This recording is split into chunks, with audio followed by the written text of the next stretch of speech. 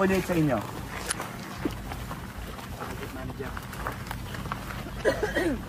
Pakisabi, Ipil, ipapadeklara ko kayong persona non grata sa probinsya ko. Saan kayo nakakitang gobernador? Ayaw akong papasukin kung wala daw written permit ninyo. Ay, kasasabi lang ng kwarta kanina eh. May advice kasi yung family ko na nahuli lang yung info ng kwarta siguro. Grabe kayo. Tandaan nyo ito. Ako ang gobernador sa probinsyang ito. Pinoproteksyonan ko lang kami, tas ganito kayo nagninegosyo.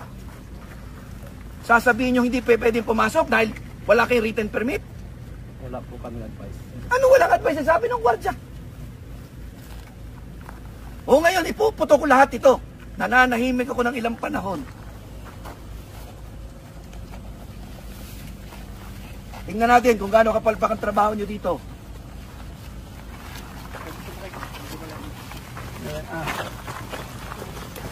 Ano ha? Tingnan mo oh. Closed. Closed under construction. Bakit? Pag under construction ba isang bagay, pinagbabawal na pumasok at bisitahin? Kaya nga may audit eh. O ngayon, ako nananawagan ito sa ating mga kinatawan. Wala namang project na hindi dadaan ng Kongreso. Lahat ng project dumadaan ng Kongreso. Sa ating sangguniang palaluwigan yan. Ano ibig sabihin niyo po, Governor, na dumadaan sa Kongreso? So, lahat naman ng funds dumadaan sa kanila eh.